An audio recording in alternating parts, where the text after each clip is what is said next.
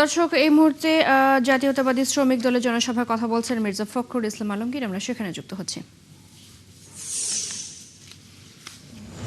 যার বক্তব্য শোনার জন্য অপেক্ষা করে আছেন তিনি প্রধান বক্তব্য দেবেন। আমি শুধু একজন বাংলাদেশের রাজনৈতিক কর্মী হিসেবে তার সামনে যে কথাটি বলতে চাই, মাননীয় প্রধানমন্ত্রী, আপনি শুধু প্রধানমন্ত্রী নন, আপনি এই দেশের শ্রমিক কৃষক মেহনতি মানুষের প্রতিনিধিও বটে। আজকে সারা বাংলাদেশ একটা ধ্বংসী স্তূপের মধ্য থেকে উঠে দাঁড়াতে শুরু করেছে আপনার নেতৃত্বে।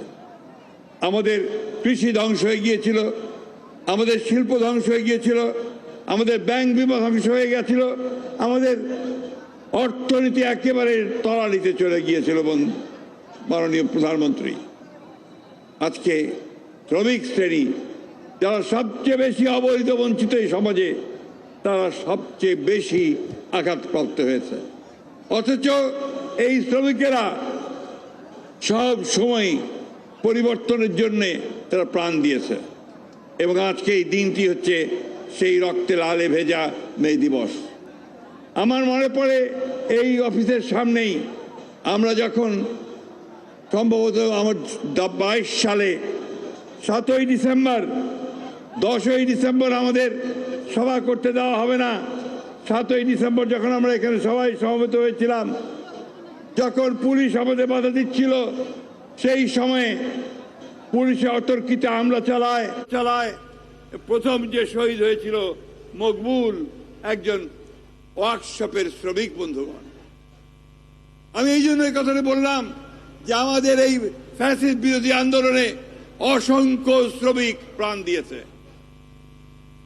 প্রিয় প্রধানমন্ত্রী, আজকে আপনি দুদিন আগে ঘোষণা দিয়েছেন হকারদেরকে রিহ্যাবিলিটেট করার জন্য, পুনর্বাসন করার জন্য।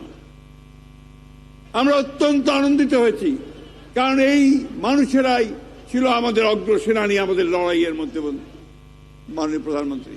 তাই আজকে আমি মাননীয় প্রধানমন্ত্রী আপনার কাছে বিনীতভাবে অনুরোধ জানাতে চাই যে এই শ্রমিকদের যে ন্যূনতম মজুরি, যে কথাটা রিজভী সাহেব বলেছেন, আমাদের নেতা আমাদের জনাব নজরুল ইসলাম খান সাহেব বলেছেন, এই বিষয়ে আপনি চিন্তা করবেন এবং কিভাবে শ্রমিকদের সেই ন্যূনতম মজুরি করা যায় সে বিষয়টা আপনি দেখবেন।